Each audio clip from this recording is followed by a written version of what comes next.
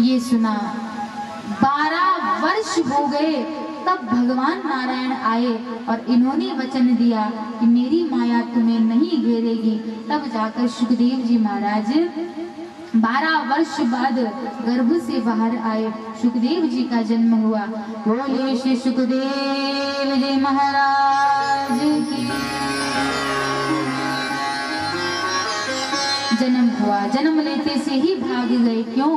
क्योंकि यहाँ रुका तो संसार की माया मुझे घेर लेगी, और ये माया किसी को छोड़ती नहीं है महाराज। माया काली नागिनी अपने जावे खात, ये माया बड़ी खतरनाक है। और माया से बचना है तो मायापति के चरण पकड़ लीजिए, माया आपके पीछे पीछे दौड़ेगी महाराज। लोग कहते हैं ना माया माया के पीछे भागते हैं, माया के पीछे मत भागिए, मायापति के पीछे भागो। जो एक बार माधव करे तो माया चेरी होए। अगर माधव के चरण पकड़ लोगी ना तो माया में बंधोगे नहीं महाराज। लोग कहते हैं लक्ष्मी जी को ज्यादा मनाते हैं, लक्ष्मी दिवाली आती है तो लक्ष्मी जी की पूजा करते हैं, लक्ष्मी जी आओ, लक्ष्मी जी आओ, लक्ष्मी जी आओ। लक्ष्मी जी आती है अकेली तो उल्लू बनाकर जाती है, क्योंकि लक्ष्मी जी की सवारी क्या है, अकेली आएगी तो क्या बनाकर जाएगी, उल्लू। उल्लू बनाना मतलब बुद्धि बिगड़ जाना। और आजकल जिनके पास में केवल लक्ष्मी है, नारायण नहीं है ना महाराज, उनका जीवन उल्लू जैसा ही है। दिन भर सोएंगे, दिन भर सोएंगे और रात भर जागेंगे, पार्टियों में जा जाकर शराब पीना, जुआ खेलना, तो उल्लू जैसा जीवन है। लेकिन भगवान नारायण की सवारी है क्या, गरुड़। मेरे दीन बंधु भगवान रे गरुड़ पर चढ़कर आ जाना। तो लक्ष्मी जी अगर नारायण के साथ आएगी ना तो नारायण के साथ गरुड़ पर बैठकर आएगी, तो लक्ष्मी भी रहेगी और बुद्धि भी आपकी ठीक रहेगी महाराज। इसलिए भाग गए सुखदेव जी जंगल में, तब उन्हें वापस लाने के लिए वेदव्यास जी ने शिष्यों को भेजा। शिष्यों ने मंत्र से बोले, श्लोक बोले। कैसे श्लोक? सुंदरता का वर्णन कर रहे हैं।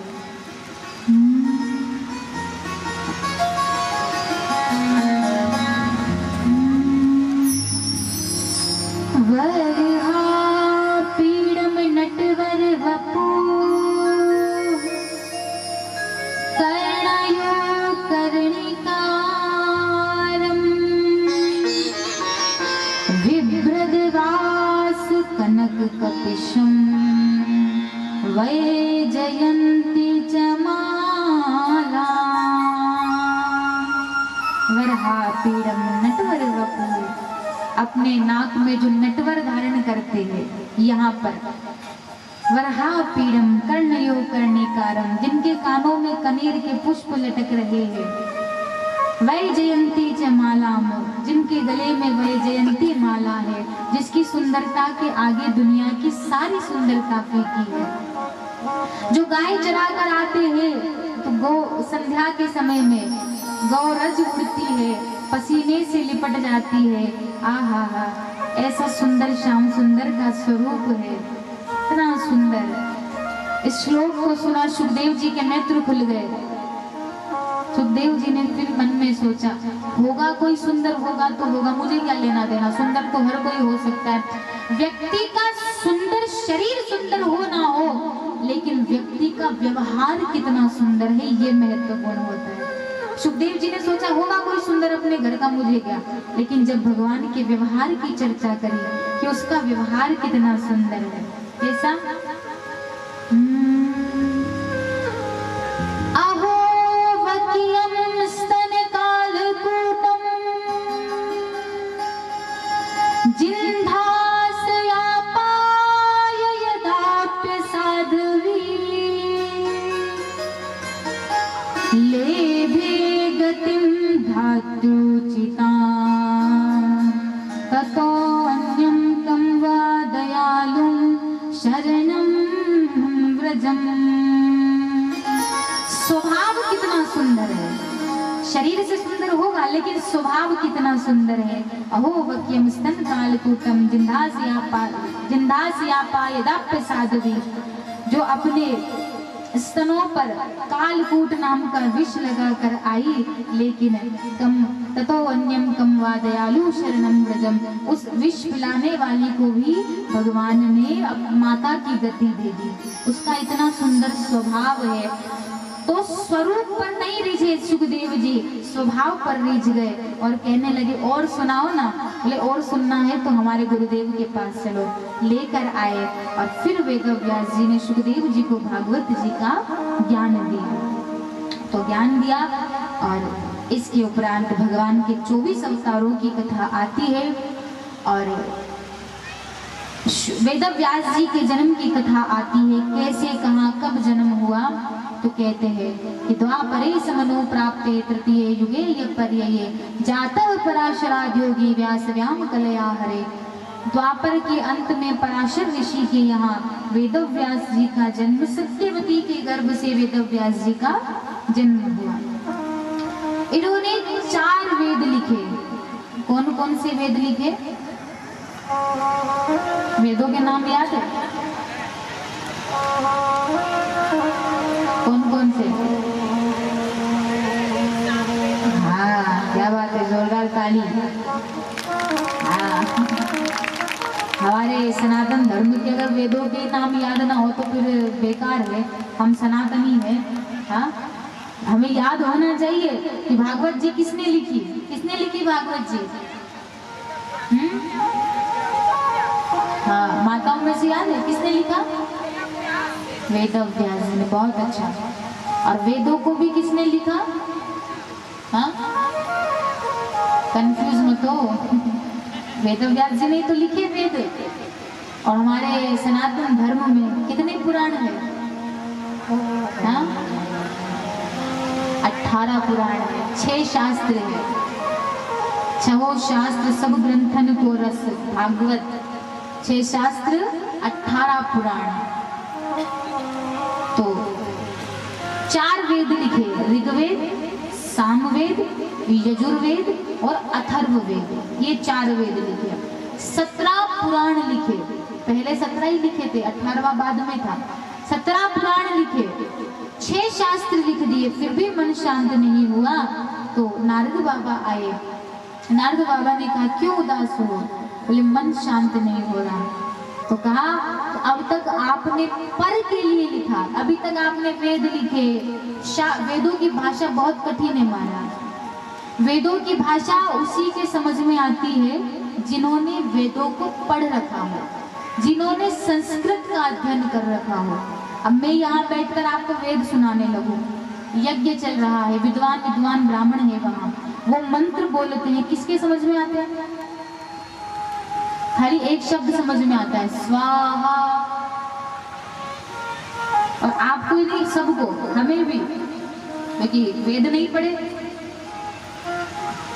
हमारे स्वामी जी है, यज्ञाचार्य जी है, सुदर्शन जी महाराज जी, स्वामी जी, तो और भी बहुत विद्वान पंडित है, वेदाचार्य है। अब वो मंत्र बोलते हैं, आपको कुछ समझ में आता है? वेदों की भाषा एक चीज आती है, ओम स्वाहा, वो बोलते हैं ओम, हमें आता है समझ में स्वाहा, मंत्र थोड़ी समझ में आते हैं। एक चीज आती है स्वाहा। तो ये स्वाहा भी यज्ञ नारायण की, यज्ञ भगवान की पत्नी है, स्वाहा स्वधा। हाँ महाराज, इसलिए तो वेदों की भाषा। और यहाँ जो कथा चल रही है वो किस किस की समझ में आ रही है? हाथ उठाकर बताओ। जिनके हाथ नीचे उनको समझ में नहीं आ रही, चलिए हाथ नीचे करो सबको। वहाँ वेद हो रहे, हमें समझ में नहीं आ रहा। और फल दोनों का बराबर है, जितना फल इसको सुनने का मिलेगा उतना ही बराबर फल वहाँ पर प्रणाम करने का, स्वाहा करने का, आहुति देने का लगेगा। दोनों का फल बराबर है और लिखा भी दोनों को एक ने है। भागवत जी भी वेदव्यास जी ने लिखी और वेदों को भी वेदव्यास जी ने लिखा, लेकिन फर्क इतना सा है कि वो जो भाषा है वो समझ में नहीं आती और ये भाषा ऐसी है जो सबके समझ में आ जाती है। तो नारद जी कहते हैं आपने वेद लिखे तो समझ में नहीं आते, तो थोड़ा सरल करके लिखो। तो सरल क्या लिखे? बोले आप कुछ ऐसा ग्रंथ लिखो जिसमें प्रेम की चर्चा हो, भक्तों की चर्चा हो, और जिसे मूर्ख भी सुन ले ना, अनपढ़ भी सुन ले, तो उस अनपढ़ को भी भगवान से प्रेम हो जाए, ऐसा ग्रंथ लिखो। तब वेद व्यास जी ने 18वां पुराण लिखा, श्रीमद् भागवत महापुराण। बोलिए श्रीमद् भागवत महापुराण की। तब इन्होंने 4 श्लोक दिए नारद बाबा ने, उन 4 श्लोकों से इन्होंने 18,000 श्लोकों की रचना की। तो ये 4 श्लोक लिखे। एक बार के लिए तो घबरा भी गए थे कि कैसे लिखेंगे, लेकिन कहा कि करेंगे वो और सब अच्छा होगा, करेंगे वो और नाम हमारा होगा। और वास्तव में करवाने वाले ठाकुर जी है, लेकिन नाम किसका हुआ? वेद व्यास जी का। तो ये इतना बड़ा बड़े आयोजन होते, इतनी बड़ी कथा कौन करवा रहे हैं? हाँ, उन्होंने तो प्रेरित किया है। इतनी बड़ी कथा, सबको क्या पता है किसने कथा करवाई?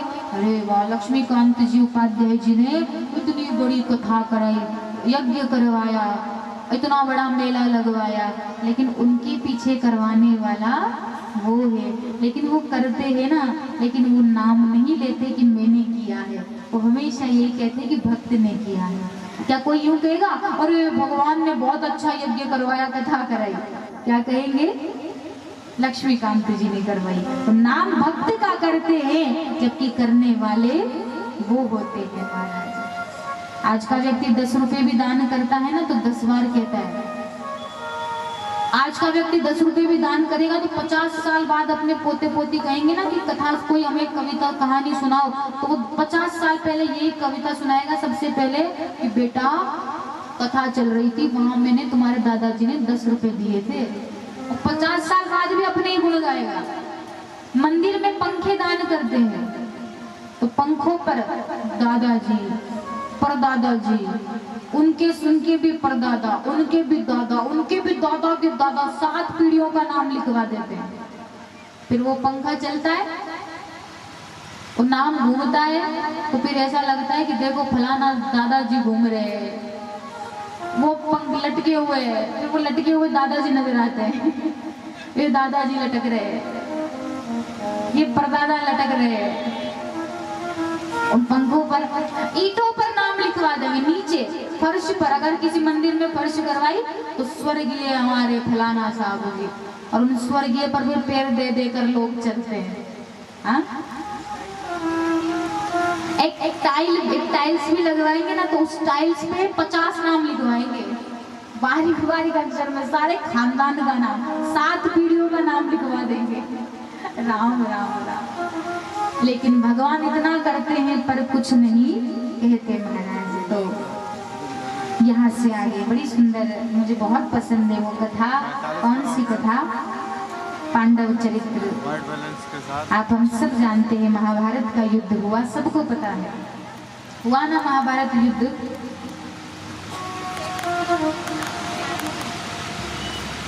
तो सबको पता है महाभारत का युद्ध हुआ। मैं हर जगह एक प्रश्न किया करती हूँ, महाभारत युद्ध हुआ सबको पता है, कौरव कितने थे? 100। पांडव कितने थे? जीत किसकी हुई? 5 पांडवों की। क्या था पांडवों के पास ऐसा?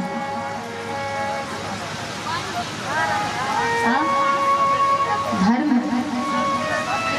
थोड़ा जोर से खड़े होकर बताइए। सत्य।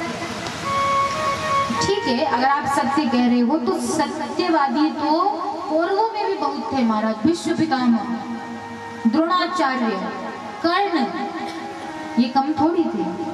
और बताइए इसके अलावा और क्या था? आप भी अपना मत रखो। ठाकुर जी तो पांडवों के, कौरवों के साथ भी थे। उन्होंने तो कहा था एक तरफ मैं हूँ, एक तरफ मेरी सेना है, बोलो क्या चाहिए।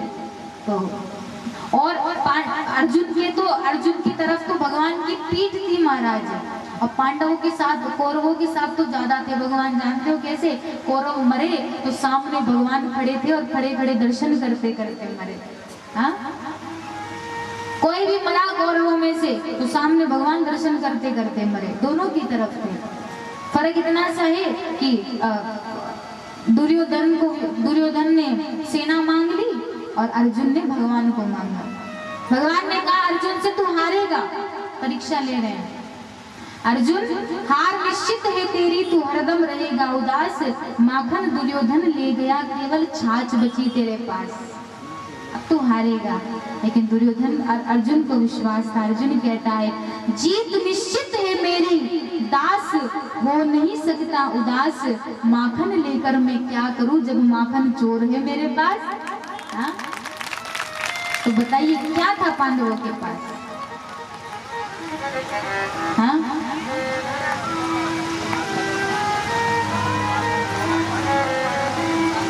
पांडवों के पास था विश्वास, भरोसा। और कैसा भरोसा कि जब तक मेरा श्याम सुंदर मेरे साथ है तब तक इस दुनिया में कोई मेरा बाल बाका नहीं कर सकता। ये विश्वास था। तू कर विश्वास है प्यारे, सांवरा साथ है तेरे, ये भरोसा था। मैंने तेरे हाथ में दे दी जीवन डोर, और आगे मर्जी आपकी ले जाओ जिस और। पांडवों ने अपने जीवन की बागडोर भगवान के हाथ में सौंप दी और कह दिया अब जिताए तो भी तेरी मर्जी और अब हराए तो भी तेरी मर्जी। और जब हम उसके भरोसे हो जाते हैं ना तो उसकी जिम्मेदारी बढ़ जाती है। अब सौंप दिया इस जीवन का सब भार तुम्हारे हाथों में है, जीत तुम्हारे हाथों में और हार तुम्हारे हाथों में। पांडवों ने जीवन की बागडोर रस्सी भगवान को संभला दी कि प्रभु अब तू जाने और तेरा काम जाने। अगर हम हार भी जाए ना तो उसका भी हमें गम नहीं है, कोई बात नहीं। अगर हार भी गए, सब हार जाएंगे, महल हार गए, जमीन हार गए, परिवार भी हार गए, बड़ी भारी जायदाद हार गए, लेकिन सब चीज हार कर भी अगर तू मिलता हो ना तो वो सारी चीजें तुच्छ है महाराज। सब कुछ छोड़कर अगर तू मिलता हो तो। अर्जुन कहता है हार भी गए ना तो भी तुम तो साथ हो। सब हार गए, अगर मान लो हम नहीं भी जीते तो तू तो साथ में हमारे। और तुम साथ हो जो मेरे, किस चीज की कमी है। तुम साथ हो जो मेरे, किस चीज की कमी है। तुम साथ हो जो मेरे, किस चीज की कमी है। तुम साथ हो जो मेरे, किस चीज की कमी है। किसी और चीज की अब परवाह भी नहीं है। किसी और चीज की अब परवाह भी नहीं है। तेरे साथ से गुलाम अब, तेरे साथ से गुलाम गुलफाम हो रहा। तेरे साथ से गुलाम गुलफाम हो रहा है। मेरा आपकी कृपा से सब काम हो रहा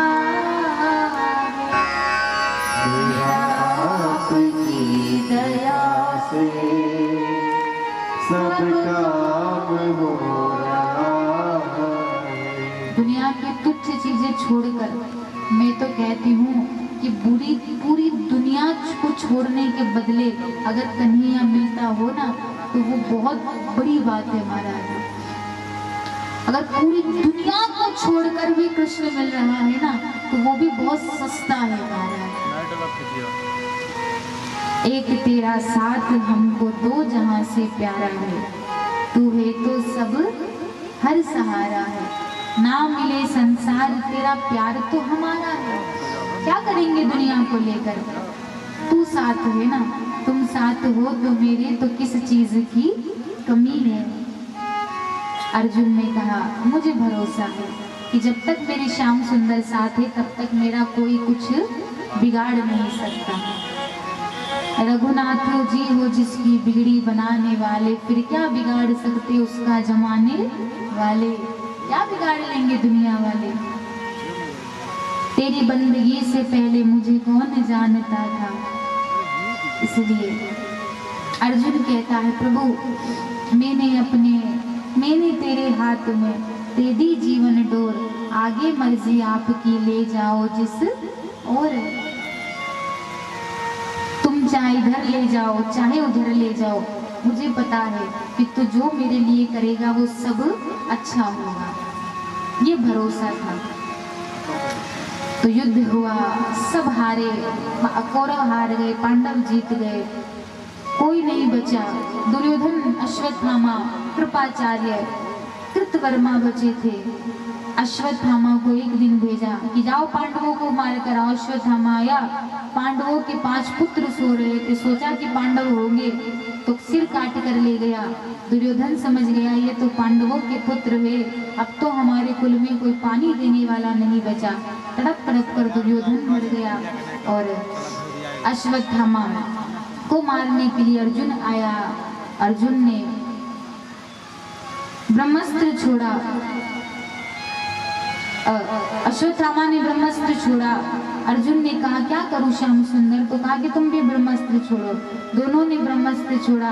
अर्जुन ने लोटा लिया दोनों का और केश पकड़ कर लेकर आए। कोई कह रहा है मार दो, कोई कह रहा है इसको छोड़ो मत। तब द्रौपदी ने रोते हुए कहा कि इसे छोड़ दो। क्यों? क्योंकि इसे मारने से मेरे पुत्र जीवित थोड़े ना हो जाएंगे। भगवान अंदर ही अंदर कह रहे वाह वाह वाह द्रौपदी, आज तूने साबित कर दिया कि तू मेरी ही सखी है, तू मेरी सखी है। आज तूने ये साबित कर दिया। अश्वत्थामा को अपमानित करके निकाल दिया गया और भगवान का जाने का समय आया। सबने कुछ ना कुछ मांगा। कुंती बुआ दूर खड़ी है, भगवान ने पास बुलाया। कुंती बुआ आई, प्रणाम किया और स्तुति कर रही है।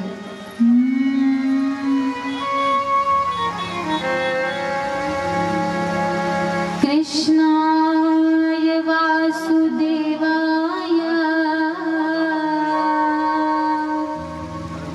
देवकी नंदनाय च नंद गोप कुमाराय गोविंदाय नमो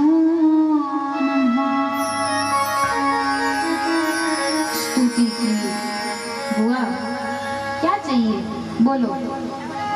कुंती बुआ कहती है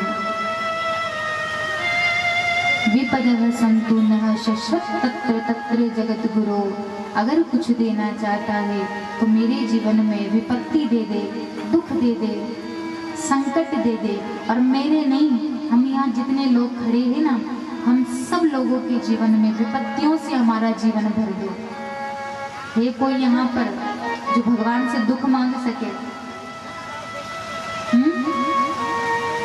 कुंती बुआ कहती है दुखों से अगर चोट खाई ना होती तो भगवान तेरी याद आई ना होती।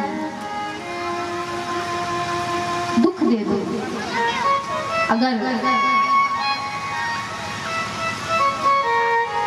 जब जब मेरे जीवन में दुख था तब जब मैं एक कोने में बैठकर रोती थी ना, तब कृष्ण आता था और मुझे गले लगाकर कहता था बुआ क्यों रोती हो, मैं हूं ना। जब मैं रोई मेरी शाम को खबर हो गई।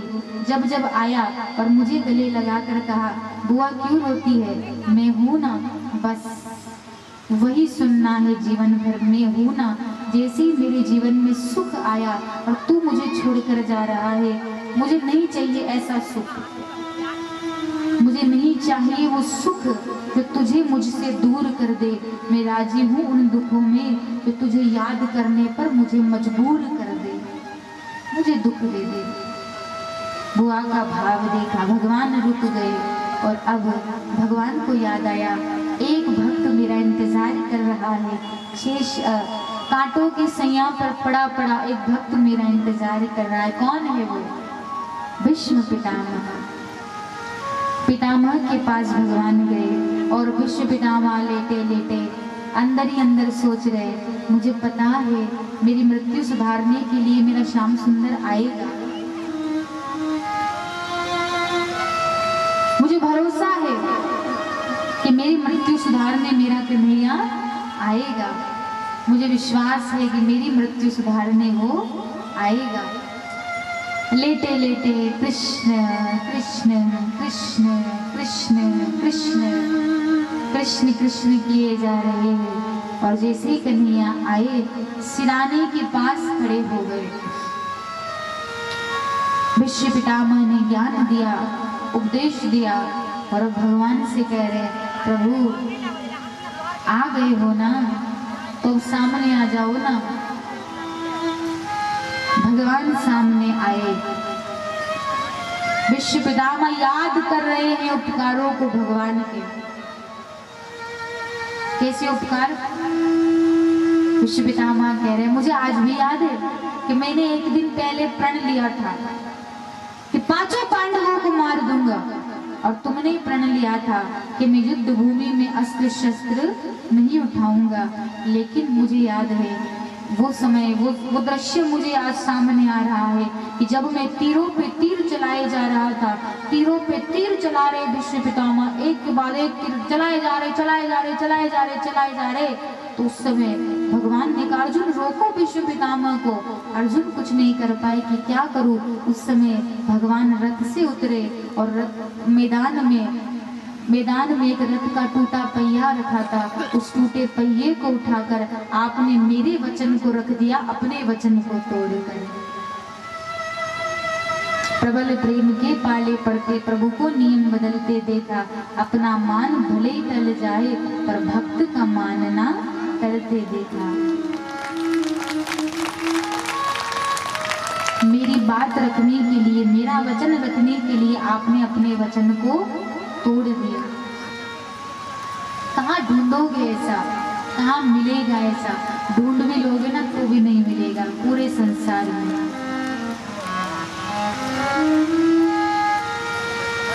भीष्म पितामह कह रहे, मुझे याद है मैंने कहा था कि पांडवों को मार दूंगा।